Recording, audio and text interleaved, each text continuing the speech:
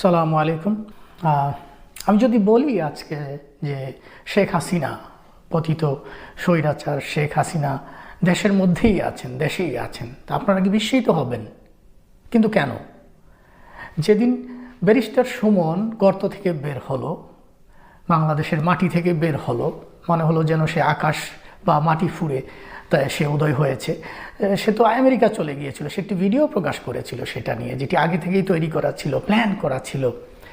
তো সেদিন কি আপনারা বিস্মিত হননি যেদিন বের হলো ব্যারিস্টার সুমন? কি করে সে এতগুলো দিন এভাবে আত্মগোপনে থাকলো, কেউ তার কোনো হদিস জানে না, এবং সে মানুষকে এরকমভাবে ধোঁকা দিতে পারলো যে সে বাংলাদেশের মধ্যে নেই, এবং এক পর্যায়ে সে নিজে থেকেই ধরা দিল। এবং এটা কি মনে হয় না আপনার যে প্ল্যান করে এই ব্যাপারগুলো ঘটানো হচ্ছে? তাহলে আজকে যদি আমি বলি শেখ হাসিনা দেশের মধ্যে আছেন, এবং কালকে যদি এরকম সুমনের মতো, ব্যারিস্টার সুমনের মতো মাটি ফুঁড়ে বের হন, তাহলে খুব বেশি অবাক হওয়ার কি কারণ আছে?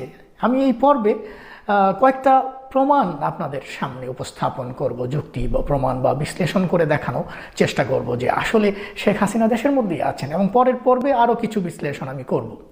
তো প্রথমে আসেন আমরা পত্রিকার যে নিউজটা এসছিল শেখ হাসিনার পলায়নের পরপর 5ই অগাস্ট, যে প্রথম আলোর সেই নিউজটি যদি আপনি পড়েন, দেখবেন যে সেখানে বলা হয়েছে যে শেখ হাসিনা পলায়ন করেছেন বা দেশ ছেড়ে চলে গেছেন, সাথে আছেন তার বোন শেখ রেহানা এবং সালমান এফ রহমান, যার শেখ হাসিনার সবচেয়ে কাছের সঙ্গী, ফাইন্যান্সিয়াল থেকে শুরু করে যে কোনো বিষয় আপনারা খুব ভালো করে জানেন সালমান এফ রহমানের কথা, যে সকল বিষয়ে তার ভূমিকা, এবং শেখ হাসিনার ডান হাত বলেন, যেই হাতই বলেন না কেন।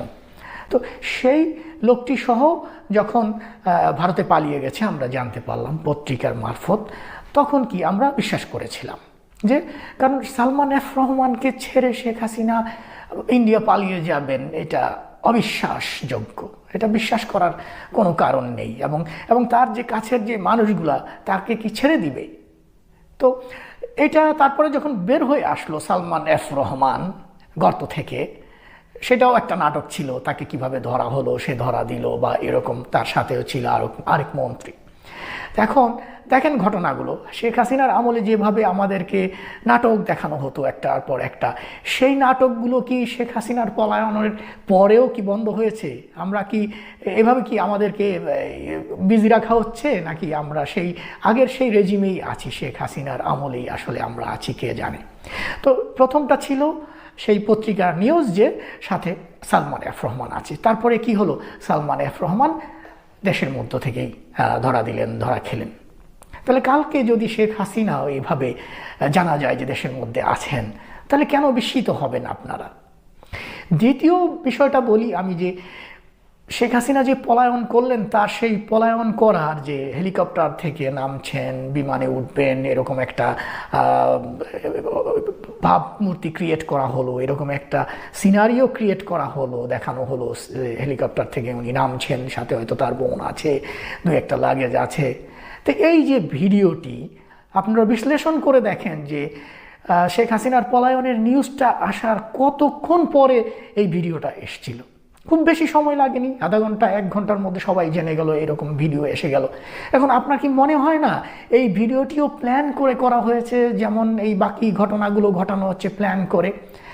শেখ হাসিনা যদি সত্যি সত্যি ওই সময় পালিয়ে যান, ভারতে চলে যান, এরকম একটা ভিডিও করার মতো সুযোগ কারো পক্ষে কি সম্ভব ছিল পাওয়া, যে একজন ভিডিও করবে, সেটা কর্মচারী হোক, যেই হোক?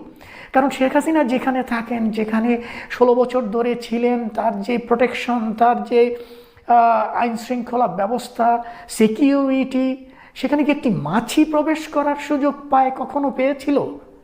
তাহলে কি করে আমরা ধরে নিলাম যে আসলে উনি পলায়ন করেছেন, এবং সেই সময়কার ভিডিও আধা ঘন্টা যেতে না যেতেই পাবলিকের সামনে চলে এলো?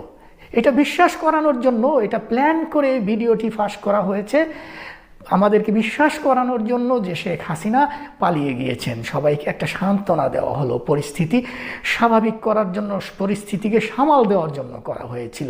আপনি খুঁজে দেখেন তাহলে, যে যদি প্রশ্নই থাকে আপনার মনে, খুঁজে দেখেন এই ভিডিওটি কে ফাঁস করেছিল। কেউ কেন ক্রেডিট নিল না যে আমি কর্মী, আমি সেখানে ছিলাম, আমি এই ভিডিওটি করেছি? কাউকে তো আপনি তখন পাবেন না। শেখ হাসিনার সামনে দিয়ে একটি মাছিও যেতে পারতো না। তার এত টাইট সিকিউরিটি এবং তার হাতে সব ছিল। কোন মানুষের ভিডিও অডিও কল সে জানে না, রেকর্ড করেনি, তার কাছে পৌঁছেনি। এই নিউজ এবং এই সব ধরনের প্রমাণ সব কিন্তু আপনাদের কাছেই আছে। তাহলে কি করে সম্ভব?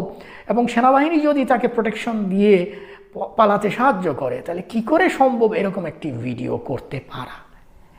আপনাদের মনে কি কখনো এই প্রশ্নগুলো জাগেনি? পত্রিকা নিউজ দেখেন, সেখানে ভুয়া প্রমাণিত হলো। তারপরে এই ভিডিওটি, এটিও আসলে নাটক তৈরি করা হলো। তারপরে আপনি ব্যারিস্টার সুমন বের হয়ে আসলো, এরকম অনেকেই বের হয়ে আসলো। কেন? এই যে বলা হচ্ছিল যে শেখ হাসিনাকে সময় বেঁধে দেওয়া হয়েছিল, কতক্ষণ? 30 মিনিট, 50 মিনিট। এই যে তথ্যটি, এটিও আসলে একটি ভুয়া তথ্য। শেখ হাসিনাকে 30 মিনিট বা 50 মিনিট সময় দেওয়া হবে, আর শেখ হাসিনা মেনে নেবেন এবং উনি ভারতে পালিয়ে যাবেন। এটা তার 16 বছরের এই যে শাসন, জনগণের উপর নিপীড়ন নির্যাতন, সেটা দেখে, এবং যে তার কন্ট্রোল ছিল, নিয়ন্ত্রণ ছিল সব কিছুর উপরে, সেটা দেখে কি আপনাদের মনে হয় যে উনি এটা মেনে নেবেন? এবং তার যে আশেপাশে যারা মদতপুষ্ট যেই বাহিনী ছিল, তারা এরকম একটা ভূমিকা রাখবে তখন আপনার মনে হয়? আমার মনে হয় এখানে অনেক বড় একটা ঘটনা রয়ে গেছে। ধরেন আপনি যদি বিশ্লেষণ করেন যে গাদ্দাফির জীবন এবং তার যে শাসন, এই গাদ্দাফিও কিন্তু খুবই কনফিডেন্ট ছিল। সেই ভদ্রলোক কিন্তু দেশ ছেড়ে পালিয়ে যায়নি। যখন ক্ষমতাচ্যুত হলো তখন কিন্তু সে দেশ ছেড়ে পালিয়ে যায়নি। তার একটা সমর্থক গোষ্ঠী ছিল, ভেবেছিল সে আবার ক্ষমতায় চলে আসবে, সে পালিয়ে বেরিয়েছে বিভিন্ন জায়গায় দেশের মধ্যেই। কারণ তার তৈরি করা কিছু বাহিনী ছিল যেগুলো আসলে তার কথায় উঠতো বসতো।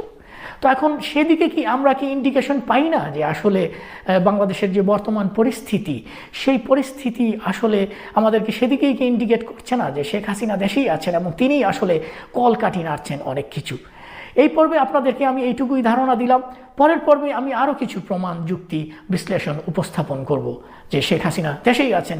এটি ভাবার এবং বিশ্বাস করার যথেষ্ট কারণ আমাদের হাতে রয়েছে।